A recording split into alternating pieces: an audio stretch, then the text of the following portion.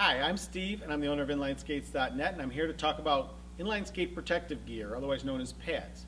As you can see, I am wearing the four types of pads, which are a helmet, wrist guards, elbow pads, and knee pads.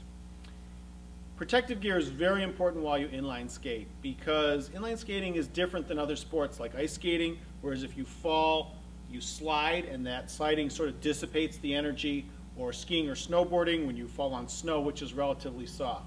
Inline skating is done on cement or asphalt.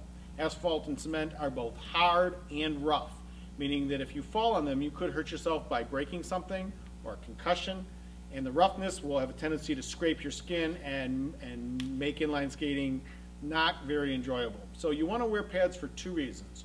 One is for protection, but the other is for confidence too, because if you know you're going to fall once in a while and it's not going to hurt you, then you're going to have a tendency to want to be able to do more and be able to skate more confidently. And that makes skating a lot more fun. Even just kind of plopping down from a standing position can still scrape your skin and make a little bit of irritation that's not comfortable. So obviously the most important pad is your helmet, because your head is the most important part of your body, at least I hope. Helmets are designed for protection. They often have venting in them. They come in a couple of different styles. The one I'm wearing right here is more of an aggressive style, which is the more popular one, particularly for kids these days. There also is a bike style, which allows a little more ventilation and air for people who are doing more fitness type training. Any kind of helmet will work. They'll all give you the protection that you need.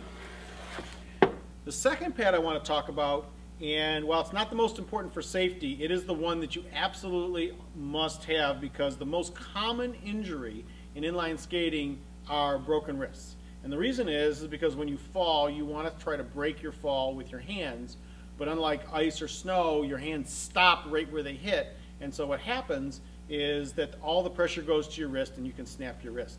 I'd like to show you, I'm wearing a pair of wrist guards right now, and I am going to, with all my strength, bang this table.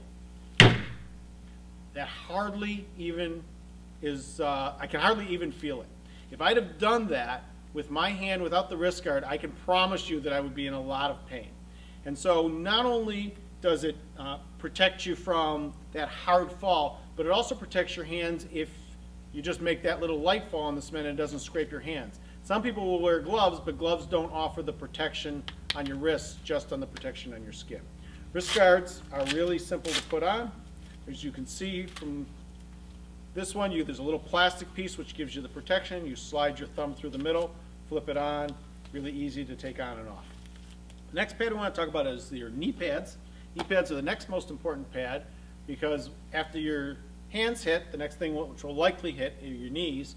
And so knee pads are actually the most common pad bought, but actually the third most important pad, preceded by the helmet and the wrist guards.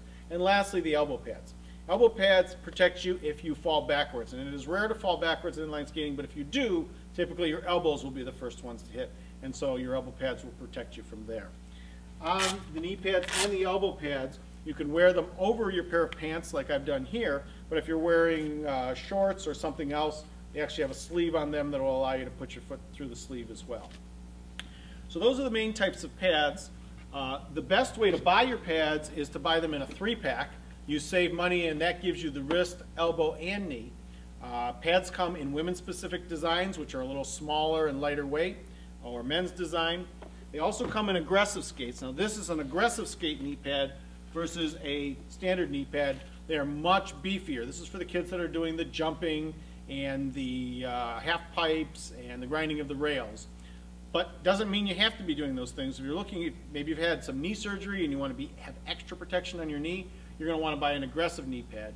These are designed to take the most amount of pounding and impact. They also come aggressive elbow pads, and there's even shin guards as well that you can also buy for aggressive skating.